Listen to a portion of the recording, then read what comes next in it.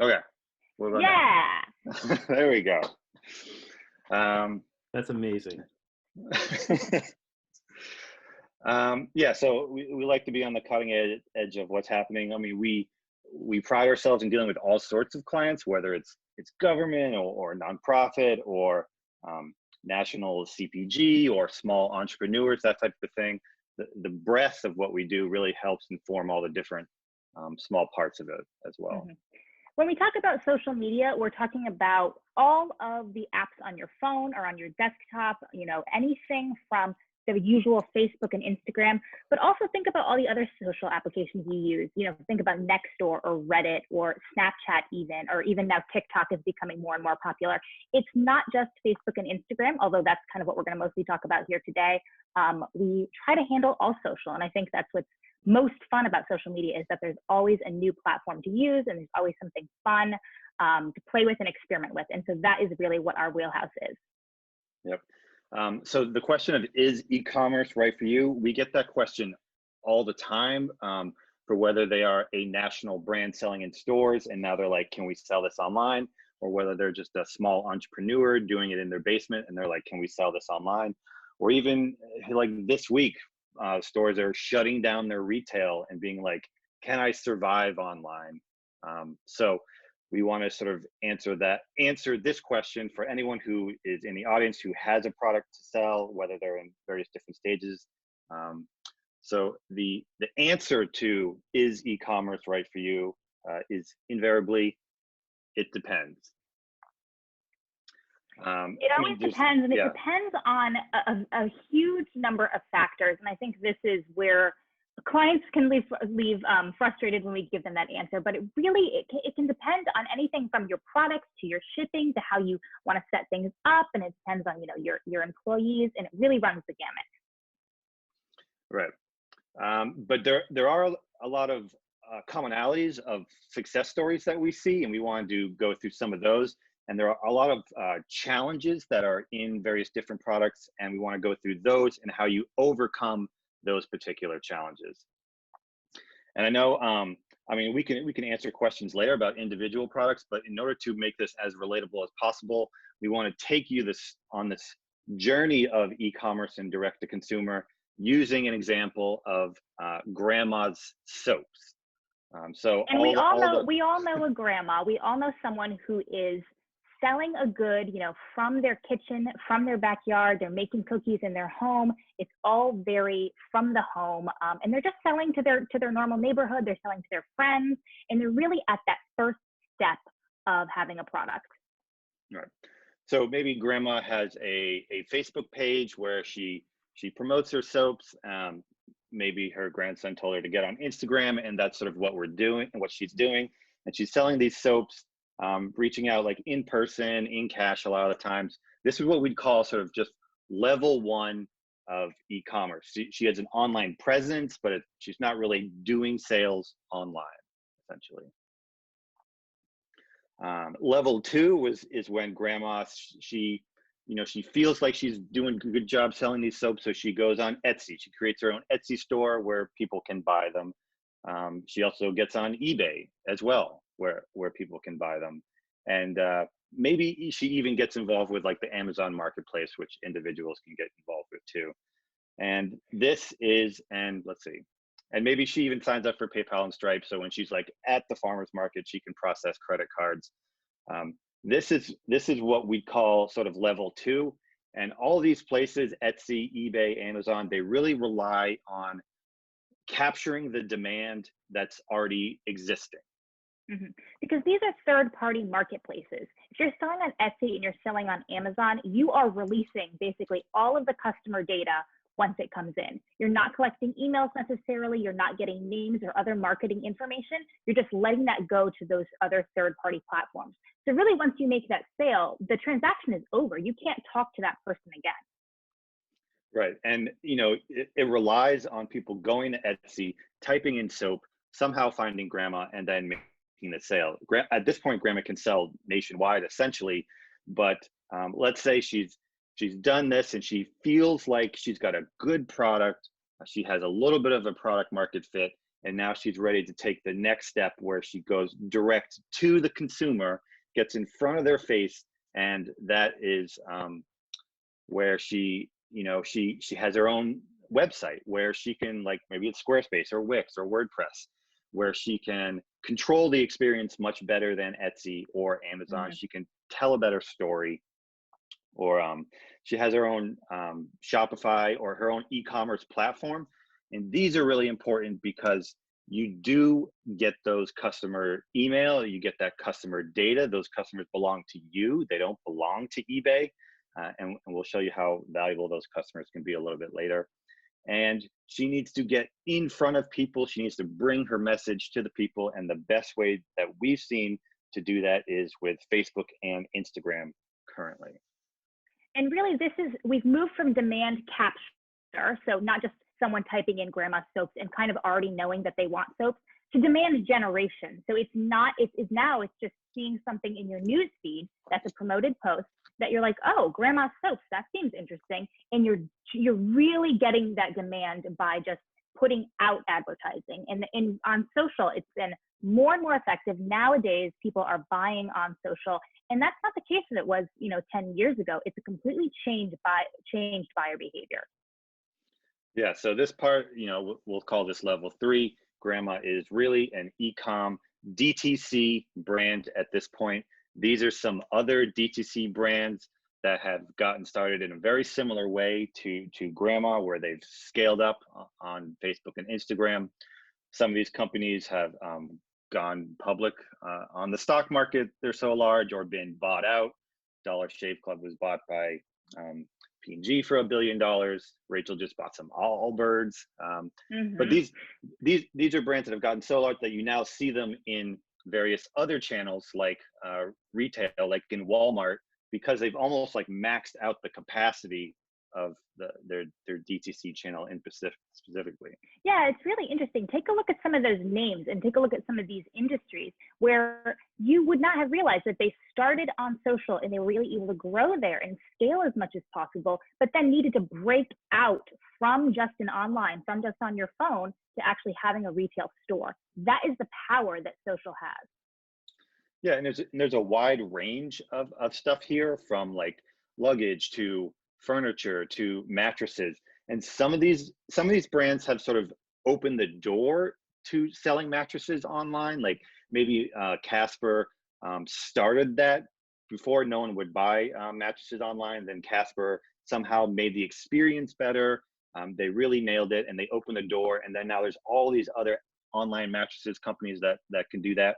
So I guess the point is that whatever you sell, there's a good chance that there's already someone doing it and being successful at it. So this DTC thing can really apply to just about anything that you have to sell. So let's get into like the individual challenges and what makes Grandma's soaps particularly good, and how she overcame this, and how she managed to IPO in the stock market in 18 months. The first thing that is super important is profit margins. Profit margins, as you know, as any small business, you should know what your profit margins are. It's very important. For direct to consumer, it is very important as well. Let's say these soaps cost $4 to make. Those are like the cost of goods to make these soaps is like per bar. Grandma sells them for $10, and then her profit margin is 60%. One thing to note here is what's not included, which is Grandma's time to, write a post on Facebook, Grandma's time to make the website, Grandma's time to, actually ship out the goods. All of that does have a value assigned to it, but this is just cost of goods to make the product. Right, exactly. So let's say, Grandma now wants to go out and sort of reach these people. She's going to have a huge brand new expense to deal with, and that is the cost of getting a sale, the cost of putting that advertising out in the market, getting someone to click to the site and getting people to buy something. And let's say, for example, it cost Grandma $5 to bring in one sale. Now if their price of soap is $10 and it costs $4 to make, her profit margin is now 10%, which may be workable for her. So what we generally like to see is profit margins of 50% or higher to be the most effective at doing that e-commerce, because in the first two levels, grandma did not have a customer acquisition cost at all. Now she does. It's a big thing. Mm-hmm. That customer acquisition cost, I want to clarify, is the cost to actually put money, targeted money, behind your Facebook or Instagram posts. And that's different than just posting on Facebook or posting on Instagram like you would a picture to your friends or a picture to your family. It's actually being able to choose where you want that ad to be served and who you want it to be served to. So it's more targeted advertising than just putting out a post on Facebook. And that's why that you can actually acquire a customer, because it is so targeted. Yeah, grandma's sort of Facebook page has like 300 followers. That $5 will get her 500, get in front of 500 people, essentially. So another big thing, which is very related to margins, is prices. So let's say the customer acquisition cost is $5. What we actually see on Facebook is that there's a floor to what the customer acquisition cost is. It is very hard to sell something or to get that lower than $10. That's just the natural floor of that particular platform. So grandma, it costs her $10 to get a customer, and then it costs $4 to make, and the price of soap is $10. So now she spends $14 to make $10, and so grandma has a huge problem at this point.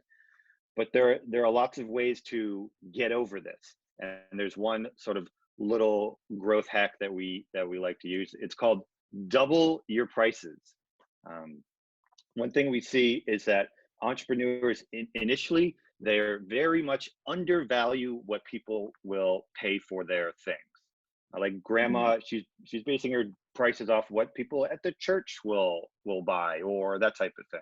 And now she's selling nationwide to people that may be way more affluent than her geographical area. And so just simply doubling your prices as a experiment can be very effective. Yeah, I want to encourage people to think about advertising as an experiment, especially on social, where it's not like TV, where you have to put, $25,000 into something just to turn it on. You can put, a really finite amount of money behind these social posts to understand how much it would actually cost to get that cost per acquisition number. So try out doubling your prices and really experiment with that. And don't be afraid to start at one level and lower it if it's too much and you're not getting the response you want. But really don't be afraid to do that experimentation. Right. And grandma may think that no one will buy her soap for $20, but once she has her own website and she can tell the story, how she gets herbs from her garden and puts it in their soap, she can imbibe a lot of value into that particular soap. So let's say, the actual customer acquisition cost is $10. It costs to make $4. She sells it for $20 a piece. And now she's back at a 30% profit margin, which is pretty healthy. Another tip is bundling up. Rachel, you want to take this one? Bundling up is something we're seeing on a lot of DTC websites these days. It's not just about selling one soap. It's selling multiple different types of soap in a kit. So maybe it's a beginner's kit or a certain type of, different flavors and scents, a beach scent and that sort of thing, or garden scents. It's about figuring out what types of items might work together to get that price up. Because if our floor is a $10 acquisition number, we want to get up as high as possible for that price so we can have a higher profit margin. So maybe don't sell just that $20 soap. If you can get up to $50, that is ideal for social advertising spending. Yeah, and there's lots of creative ways to bundle things up. There's lots of uncreative ways where it's like, you buy one, that's fine. You buy two, you get free shipping. And people are allergic to paying shipping nowadays with Amazon Prime. So the fear of having to pay shipping is a great way to get people just to buy twice what they normally would. So let's say the customer acquisition cost for a larger bundle is like $20. It costs $20 to make, but she's selling $72 worth of soap at a time in this like basket, and her profit margin is now 45%, which works as well. Another Another way to way, do this, oh, another way to do this is through subscription, where you'd think it's easier, it's a lower threshold to get someone to pay, $10 a month than it would be to be that entire price for the year. It's a lower threshold to get them, but they're continuing to pay every month. right? So let's say, the customer acquisition cost for the subscription service is $30 to get people to actually buy the thing. And then over the course of a year, it costs $140 worth of soap to make. But each month she's charging these customers, and over time it becomes a $250 purchase. So now our profit margin is 32%, which works out very well for her as well. So this sort of leads us into the lifetime value, which is how much is a customer worth to you over the course of the lifetime that they have a relationship with you. And this is why it's very important to have your own platform, your own e-commerce thing like Shopify, to get that customer's email, so you can actually have a relationship with them beyond just that single sale. Like with Amazon, something buys your product on Amazon, that's it. You don't know anything about them. You can't go after them again. So a great way to once you have that email, you can, whenever you do a new product, like there's a grandma put a new herbs in her soap, she can now email all of her previous customers and get them to buy. And it costs her literally nothing to send those emails. There's no more like customer reacquisition cost. It's sort of pennies on the dollar in that point. So she can really get more people to buy more things whenever she comes up with them. And beyond just emailing her people, she can also input those emails, that email list of her customers, into Facebook, and then it's called retargeting. She can retarget those users with more advertising. And they're a very specific bunch of people that are way more apt to click. So you're going to have a higher click-through rate to your website, more traffic to your website, so that they will also they'll also buy a new item, when it comes out. We see that holidays are another great trigger for this. Anytime there's a new season or there's seasonality, that's a great way to bring in new types of advertising, and to think about, what else you could bundle for the holiday, or what else you could offer as maybe an Easter product or a Mother's Day. We find gift giving seasons to be incredibly effective. That's why Black Friday exists. And another trigger that you might be familiar with in the past week is COVID-19. Every product that I ever signed up for has been in my email now, telling me how they are responding to this and trying to develop more of a relationship. So there's all sorts of ways to continue that relationship. Sales and discounts are another one. Maybe grandma had made too much of one soap and she needs to move it quickly. I mean, she can try and create new ads for that, or she can just go back to the people that have already bought that particular thing and be like 30% off, that type of thing. So let's say customer acquisition to get a customer is $30. Over the course of a lifetime of making soap, it's $220 per customer. But these customers are worth $460. Once you can quantify that, to get a customer, it's worth $460. You have a good sense of how much you can spend to achieve them. And now she's got a profit margin of 45%, which is pretty good. Advertising budget. So this is a question that we always get with every client. How much do I need to spend on Facebook and Instagram to make it work? And Facebook and Instagram, one reason why we recommend these platforms and they are so successful with e-com and direct to consumer is because they have so much data on users. They know everything about you, and they really feed off data that you can give them. It used to be the case that where we target very specifically and find the exact right people. Now it's like, just tell me who's bought your product, feed that data into it, and Facebook will go out and find people that are very similar to that and who are buyers as well. So the more data you can push in, go ahead. I just wanted to emphasize that it's really Facebook and Instagram right now. We're not seeing the same results on Twitter. We're not seeing the same results on Pinterest. It's these platforms in particular, and I know everybody's afraid of Zuckerberg, and I do get that because there are data privacy concerns.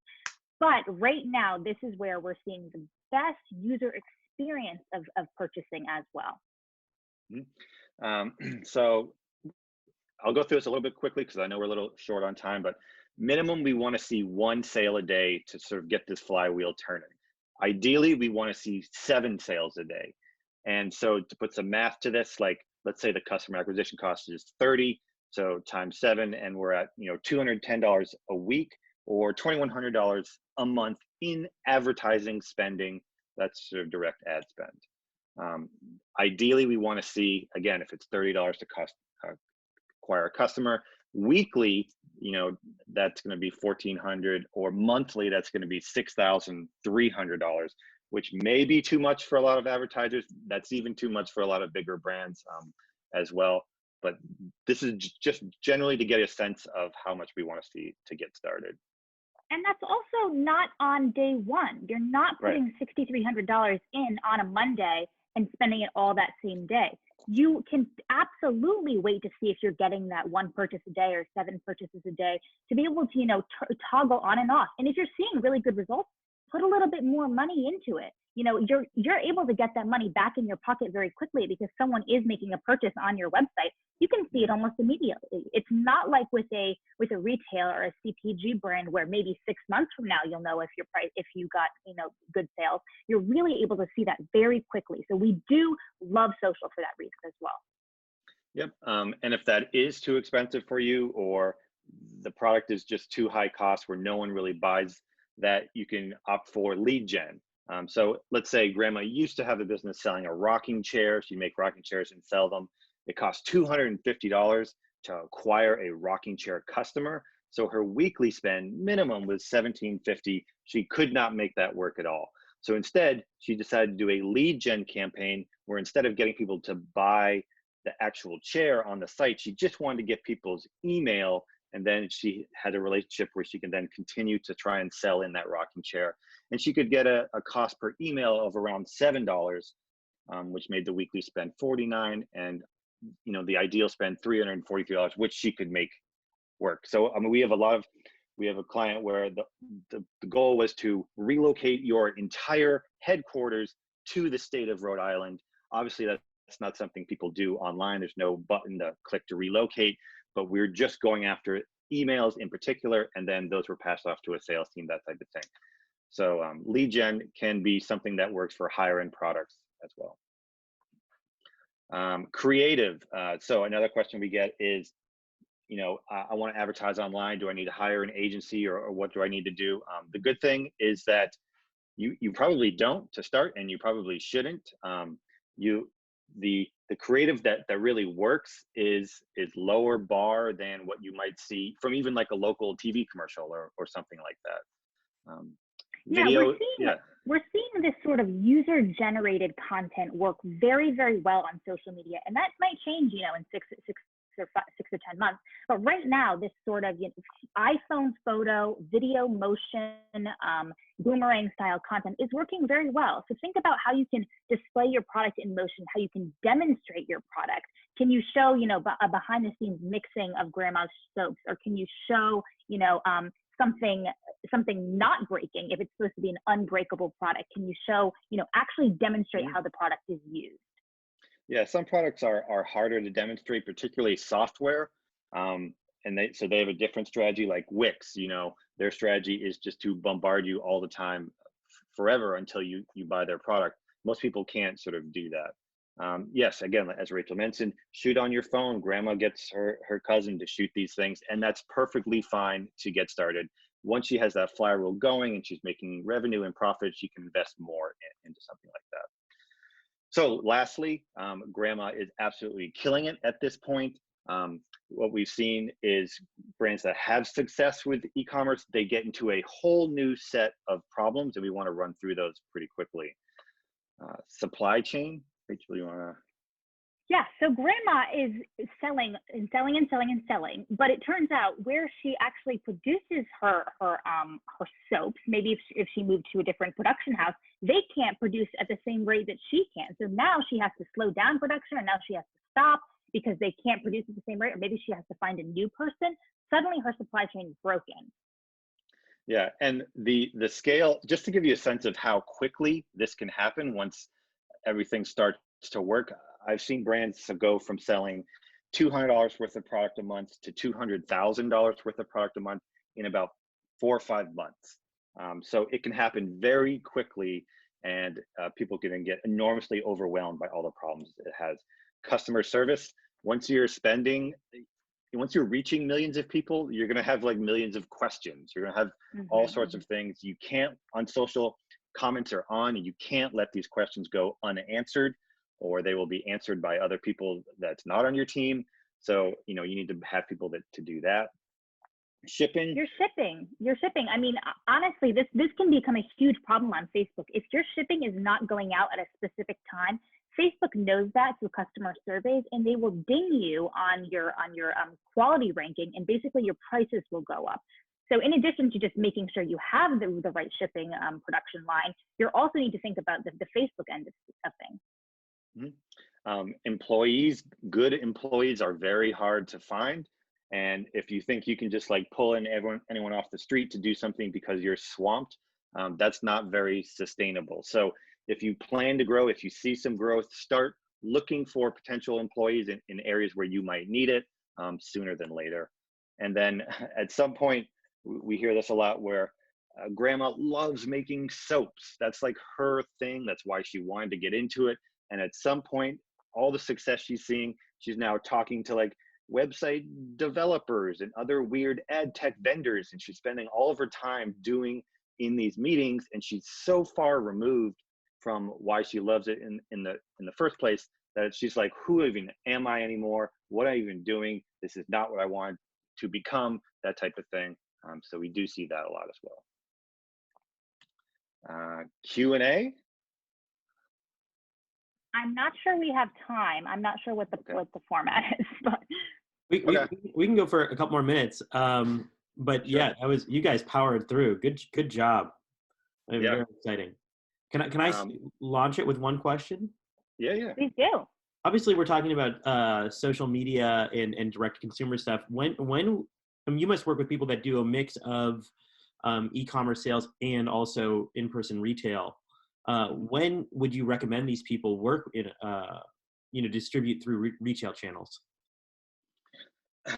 Well, it's case by case.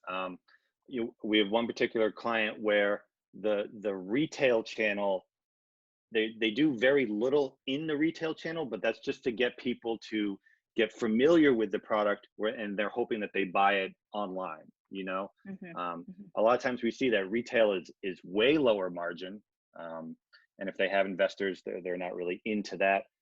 When you're selling it yourself, I mean, you don't have to give like 30% to REI or something like that, or your retail partners. That's not ideal. But usually it's when clients are much bigger. If they start DTC, they usually don't go to retail until they max out the DTC channels. Like Harry's Razors is a good example, where it just gets so prohibitively expensive to do DTC at that point that they make deals with Walmart, and that's what their investors want. Awesome, thanks.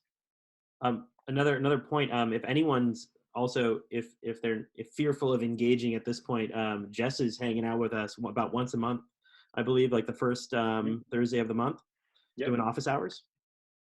Yep. Yeah. I mean, feel free to stop by, book something, answer questions as well. Rachel and I are also very available. You can just shoot us an email at coffee@nail.social is our email. And one last plug, we do have a podcast that we put out every Thursday. Basically, this presentation was the one we did last Thursday. So if your head was spinning at this point, you can listen to that particular podcast and get a lot of it. We just recorded a podcast today about selling online and coronavirus and how that's changing the world all over again. So that'll be out tomorrow.